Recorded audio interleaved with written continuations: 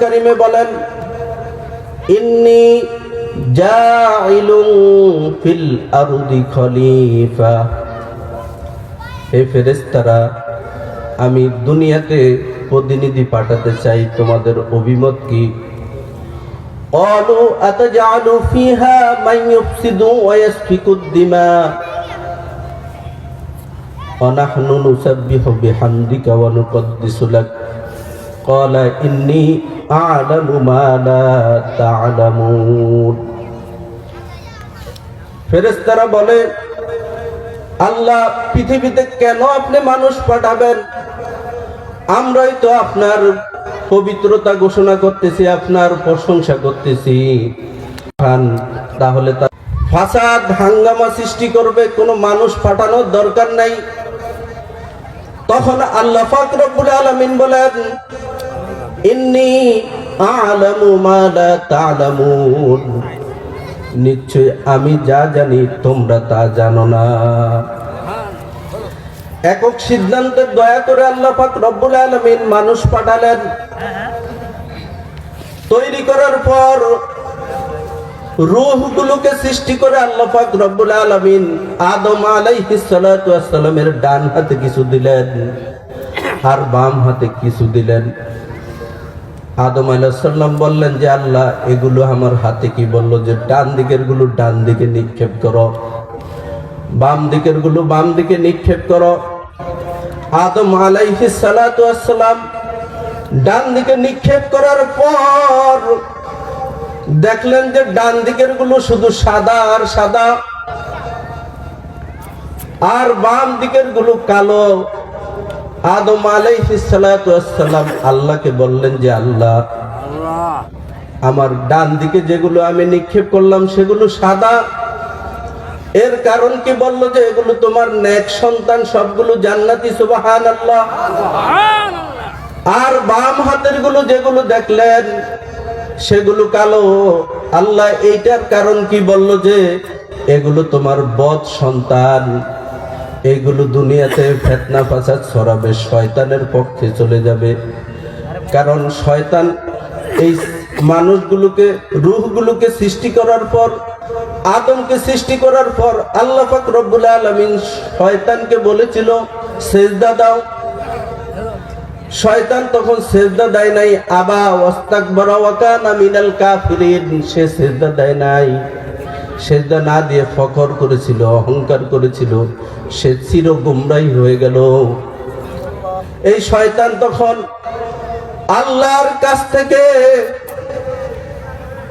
চোখের পানি ছেড়ে ছেড়ে বলল যে, আল্লাহ, জীবনে কোনোদিন তোমার কোনো হুকুম আমি অমান্য করি নাই। আজকে মাত্র একটা হুকুম অমান্য করলাম, তুমি আমার গোমরাহ করে দিলা। তবে গোমরাহ তো হয়েছি, তোমার কাছে আমি কিছু দাবি জানাই। সেইটা হলো কি? এক নম্বরে তুমি আমাকে হায়াত দিবা কিয়ামত পর্যন্ত। আল্লাহ পাক বললেন কবুল। দুই নম্বরে, আল্লাহ, তুমি যেই মানুষদেরকে সৃষ্টি করেছো, এদেরকে যাতে আমি ফিতনা সৃষ্টি করে এদের রক্তের কণিকার ভিতরে ভিতরে প্রবেশ করে আমি যেন তাদেরকে আমার পথে নিয়ে আসতে পারি, জাহান্নামে নিয়ে যেতে পারি, তুমি সেই শক্তি দাও। আল্লাহ বলল যে, দিলাম। তিন নম্বরে হলো, আল্লাহ, তোমার কাছে আরেকটা পাওয়ার চাই। দুনিয়ায় মানুষগুলো একে অপরকে দেখবে, কিন্তু আমাকে তুমি এমন পাওয়ার দাও যাতে তারা আমাকে না দেখে, আমি যাতে সর্বদা তাদেরকে দেখি, আর আমি যে কোনো সময় যে কোনো জিনিসের রূপ ধারণ করতে পারি, এই শক্তি তুমি আমাকে দাও। আল্লাহ বলল কবুল। এইবার একের পর এক শয়তান যখন মানুষদের থেকে আল্লাহ থেকে এক একটা করে বিষয় মঞ্জুর করাতে শুরু করলো, আল্লাহ পাক রব্বুল আলামিন বললেন, হে ইবলিস, তোমাকে আমি সকল পাওয়ার দিয়ে দিলাম, তবে শুনে যাও, এই পৃথিবীতে যখন আমি মানুষদেরকে পাঠাবো, যুগ যুগ ধরে আমি কিন্তু অনেক নবী পাঠাবো, নবীন, সিদ্দিকিন, শুহাদা, সালেহিনদেরকে পাঠাবো। আর প্রতি নবীদেরকে একটা করে আসমানি গ্রন্থ দেব। যারা নবীদের কথা অনুযায়ী এবং আসমানি বিধান অনুযায়ী আমার হুকুমগুলো পালন করবে, তাদের কাছে তুমি যেতে পারবে না। এই জন্য ওমর রাদিয়াল্লাহু তাআলা আনহুকে শয়তান এত বেশি ভয় পাইতো, এক রোডে দিয়ে যদি ওমর রাদিয়াল্লাহু তাআলা আনহু হাঁটতো তাহলে শয়তান দ্বিতীয় রাস্তা ভেদ করে 3 নম্বর রাস্তা দিয়ে চলাফেরা করত। সুবহানাল্লাহ। আমিরে মুয়াবিয়া রাদিয়াল্লাহু তাআলা আনহু একদিন ঘুমিয়ে গেলেন। এত বিশ্ববিখ্যাত একজন সাহাবী হঠাৎ করে একদিন ফজরের সময় একটু উঠতে দেরি হয়ে গেল। তাকবীরে উলা ইমাম সাহেবের সাথে পায় নাই, অল্প একটু পাইছে। তিনি এত বেশি কান্নাকাটি করলেন, 40 দিন পর্যন্ত মসজিদ থেকে তিনি বের হন নাই। 40 দিন পর্যন্ত মসজিদ থেকে বের না হয়ে এত বেশি কান্নাকাটি করলেন যে আল্লাহ, তাকবীরে উলার মতো এই সওয়াব আমার ছুটে গেল ঘুমের কারণে, আমি এটা বরদাস্ত করতে পারি নাই। আল্লাহ তুমি আমাকে ক্ষমা করে দাও, আর আমার জীবনেও যত একটা দিন তাকবীরে উলা না ছুটে সেই শক্তি তুমি আমাকে দিয়ে দাও। আল্লাহর কাছে এই কান্নাকাটি করার পর 40 দিন পরে তিনি একদিন বাসায় গেলেন। বাসায় যাওয়ার পরে হঠাৎ একদিন আবারও এরকম ঘুমে দেরি হইতেছিল। একজন আয়েশা বলল যে, হে আমিরুল মুমিনিন, আপনি উঠেন, ফজরের সময় হয়েছে। মুয়াবিয়া রাদিয়াল্লাহু তাআলা আনহু উঠে বললে যে তুমি কে? বলল যে আমি ইবলিস। বলে যে ইবলিসের কাম হলে তো নামাজ মিস করানো, তুমি কেন জাগাইলা? কয় এইটাও আপনার একটা ক্ষতি করলাম। কয় মনে করেন আজ থেকে 40-45 দিন আগে একদিন আপনার তাকবীরে উলা মিস করাইছি। আপনি মসজিদে 40 দিন পর্যন্ত এত কান্নাকাটি করেছেন। আমি ইবলিস যদি কিয়ামত পর্যন্ত এরকম তাকবীরে উলা মিস করাই, তাহলে আপনি 40 দিনে যা নেক কামিয়ে নিছেন তার মতো ক্ষতি আমি করতে পারবো না। মানে 40 দিন এত নেক তিনি অর্জন করেছেন। ইবলিস আয়েশা আমিরে মুয়াবিয়া রাদিয়াল্লাহু তাআলা আনহুর গোলামি করতে বাধ্য হয়েছে। সুবহানাল্লাহ। এবং তার মতলব কি? বলে যে আরেকটা দিন যদি আমি এরকম মিস করিয়ে ফেলি তাহলে হয়তোবা আপনি কিয়ামত পর্যন্ত, মৃত্যু পর্যন্ত আর কোনোদিন মসজিদ থেকে আসবেনই না। তাহলে কতগুলো নেক অর্জন হইব। এজন্য আপনি আসলটাই অর্জন করেন, যতটুকু আছে অতটুকুই নেন, বেশি নেওয়ার দরকার নাই। তাহলে বুঝছেননি উপকারের মধ্যে দিয়ে কি করছে? ক্ষতি করার চেষ্টা করছে। এই মানুষদেরকে শয়তান ভয় পায় যখন আপনার আমলের জায়গা অনেক হাই হয়ে যাবে। আপনার জীবনের প্রত্যেক জায়গায় যখন আপনি আল্লাহকে গোলাম, আল্লাহকে যখন মাবুদ হিসাবে মানবেন আর নিজেকে গোলাম হিসাবে আপনি পরিচয় করিয়ে দিবেন, তখন আল্লাহ পাক রব্বুল আলামিন আপনার ভিতরে এমন পাওয়ার দিয়ে দিবে, শয়তানও তখন এসে আপনার কি করবে? আনুগত্য করবে। সুবহানাল্লাহ। এইবার কিভাবে আল্লাহ পাক রব্বুল আলামিন মানুষদেরকে কেন সৃষ্টি করলেন? ইসলামের প্রাথমিকতা আমরা সবাই জানি। আল্লাহ পাক রব্বুল আলামিন বলেন, ওমা খালাকতুল জিন্না ওয়াল ইনসা ইল্লা লিয়াবুদুন, আমি জিন এবং মানুষকে সৃষ্টি করেছি একমাত্র আমার গোলামি করার জন্য। 2 নম্বরে আল্লাহ পাক নবী কেন পৃথিবীতে পাঠিয়েছেন? আমাদেরকে কেন নবী দিলেন?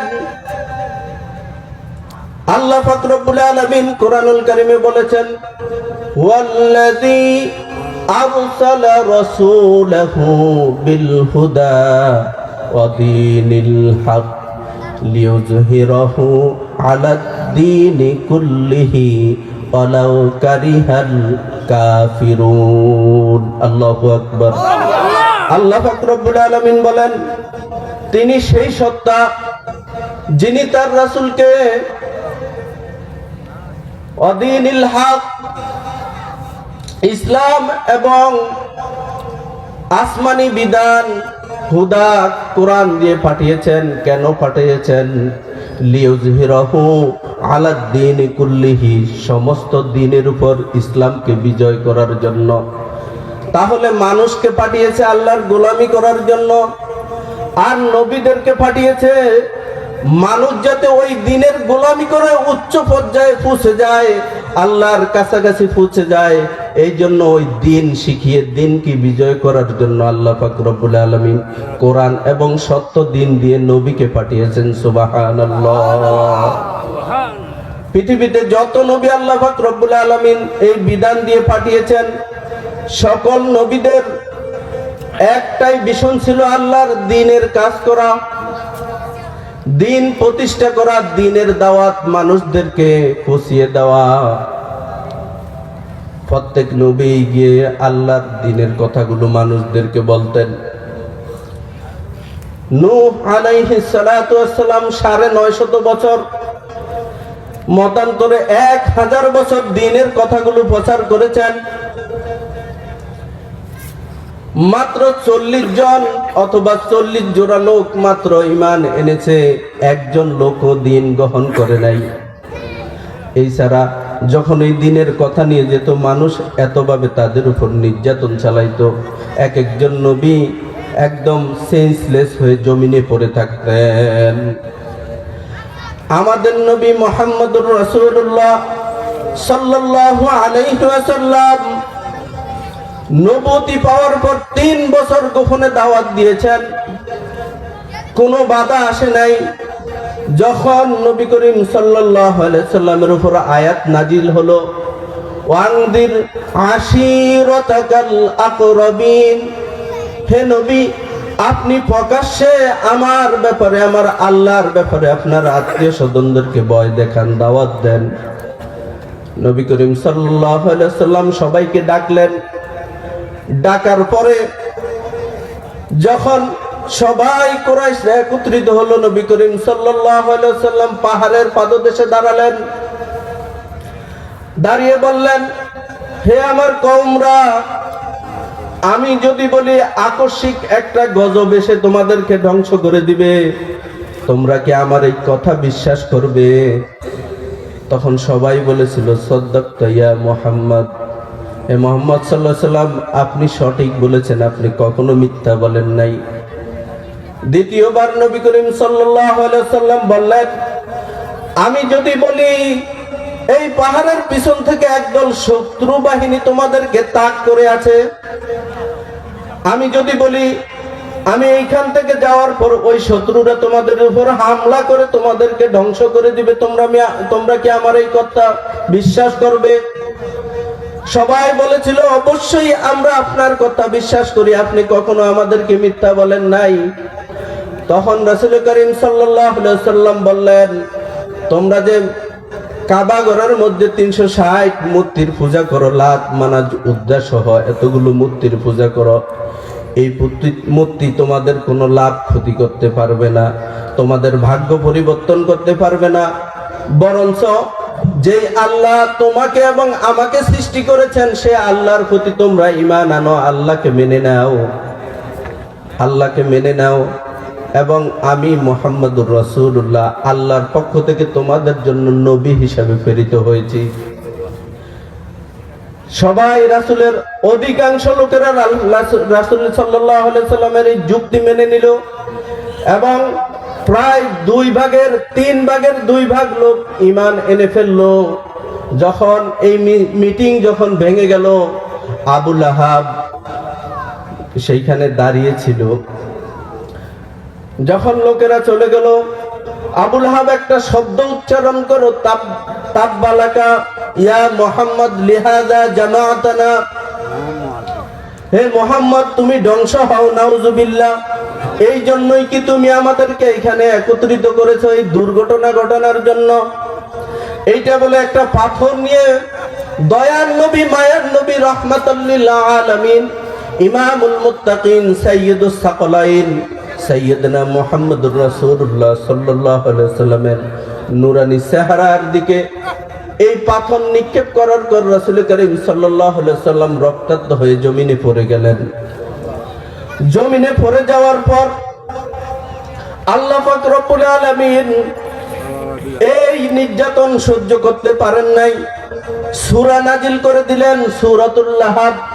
আমার সাথে পড়েন, বিসমিল্লাহির রহমানির রহিম, তাব্বাত ইয়াদা আবি লাহাবিন ওয়া তাব মা আগনা আনহু মালুহু ওয়া মা কাসাব সায়াসলা নারান যাতা লাহাবিন ওয়া ইমরাআতুহু হাম্মালাতাল হাতাব ফি জিদিহা হাবলুম মিন মাসাদ। আল্লাহু আকবার।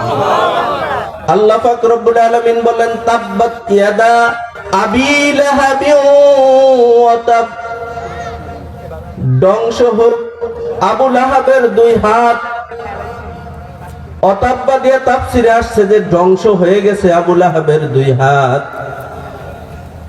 মা আগুনা আনহু মালুহু ওয়া মা কাসাব, তার অর্জিত সম্পদ এবং সন্তানাদি তার যেই পাওয়ার ছিল ওই পাওয়ার তার কোনো কাজে আসে নাই।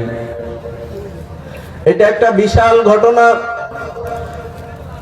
আবু লাহাব পাথর নিক্ষেপ করার পর তার হাত দিয়ে ব্যথা শুরু হলো। অল্প সময়ের ব্যবধানে তার শরীরে পছন্দ হলো, দুর্গন্ধ ছড়াতে লাগলো। স্ত্রী এবং সন্তানরা কিছু লোক ভাড়া করে দূরে একটা ঘর নির্মাণ করলো। তারপরে আবু লাহাবকে দড়ি দিয়ে বেঁধে ওই লোকদের মাধ্যমে ওই ঘরে রেখে আসলো। আবু লাহাব ওইখানেই পচে গলে ধ্বংস হয়েছে। এটা ইসলামের প্রথম ঘটনা। কিন্তু কোন কাফের এই ঘটনা থেকে শিক্ষা গ্রহণ করে নাই যে মুহাম্মদ সাল্লাল্লাহু আলাইহি সাল্লাম এমন এক ব্যক্তি যার গায়ে আঘাত করার সাথে সাথে একটা লোকের পরিণতি তারা নিজ চোখে দেখছিল, কিন্তু তারা শিক্ষা গ্রহণ করে নাই।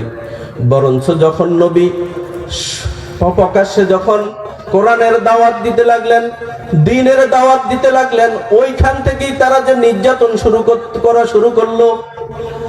এক পর্যায়ে ষড়যন্ত্র করতে করতে নবী করিম সাল্লাল্লাহু আলাইহি সাল্লামকে আর মক্কায়ও থাকতে দেয় নাই। নবী করিম সাল্লাল্লাহু আলাইহি সাল্লাম আল্লাহর হুকুম পেয়ে মদিনায় হিজরত করে চলে গেলেন। তারা অনেক অফার দিয়েছিল যে মুহাম্মদ তুমি কিসের, আমরা বুঝি তুমি দ্বীনের একটা, তুমি এই সমাজের একটা নেতৃত্ব চাও, তোমার টাকা পয়সা দরকার, আমাদের সাথে বসো। তুমি যদি চাও তাহলে এই মক্কার এই আরব কান্ট্রির তোমাকে আমরা বড় চেয়ারে বসিয়ে দিব, এই চেয়ার তোমার জন্য আমরা ছেড়ে দিব, তুমি এই কাজ বন্ধ করে দাও। তুমি যদি চাও নারী দরকার, তোমার বয়স হয়েছে যুবক বয়স, আমরা এই মক্কা এবং মদিনা সহ এই গোটা পৃথিবীতে আমরা সবচেয়ে সুন্দরী যেই রমণী তোমার সাথে বিয়ে দিয়ে দিব। অর্থ সম্পদ কম, আমাদের অর্থ সম্পদের অভাব নেই, তোমাকে অনেক টাকা দিয়ে আমরা সমৃদ্ধশালী করে দিব, তুমি আমাদের মধ্যে সবচেয়ে পাওয়ারফুল টাকাওয়ালা হয়ে যাবে। তাহলে তুমি কি করে দাও, তুমি এই কাজ বন্ধ করে দাও। এটা তো রাসূল সাল্লাল্লাহু আলাইহি সাল্লাম মানেনই না। তারপরে শেষ তারা সূরা কাফিরুনে আছে যে লাকুম দীনুকুম ওয়ালিয়া দীন, তোমাদের দিন, তোমাদের ধর্ম তোমাদের জন্য, আমার ধর্ম আমার জন্য। এই ঘোষণা আল্লাহ রাসূল কখন দিয়েছেন? যখন তারা বসলো যে তাইলে এইটা করি যে তুমি কিছুদিন আমাদের ধর্ম পালন করো আর আমরা কিছুদিন তোমার ধর্ম পালন করি। তখন রাসূল করিম সাল্লাল্লাহু আলাইহি সাল্লাম বললেন তোমাদের দিন, আল্লাহ পাক আয়াত নাজিল করে দিলেন সুবহানাল্লাহি বিহামদিহি।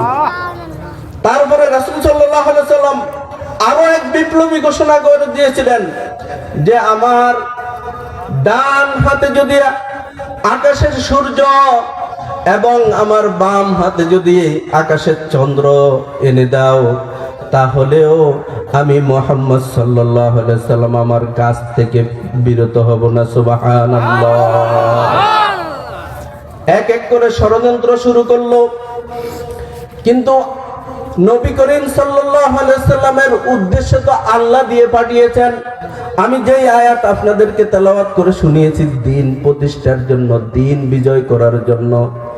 আজকে আমার আলোচনার বিষয় হলো ইকামাতে দ্বীন, দ্বীন প্রতিষ্ঠা করা। আমরা অনেকেই জানি না, আমরা জানি যে নামাজ কায়েম করা ফরজ, রোজা রাখা ফরজ, হজ করা ফরজ, যাকাত দেওয়া ফরজ, কিন্তু ইসলাম যে একটা প্রতিষ্ঠিত ধর্ম, আল্লাহর নিকট ইন্নাদ-দীনা ইনদাল্লাহিল ইসলাম, আল্লাহর নিকট একমাত্র মনোনীত দিন হলো, ধর্ম হলো ইসলাম। ইসলাম is not only religion but it is also a complete code of life. ইসলাম শুধু একটি সাধারণ ধর্ম নয়, এটা হলো একটা পরিপূর্ণ জীবন ব্যবস্থা। আল্লাহর নিকট একমাত্র মনোনীত ধর্ম হলো ইসলাম, আর এই ইসলামের মধ্যে কোনো কিছুর কমতি আল্লাহ পাক রেখে দেন নাই। সুবহানাল্লাহ।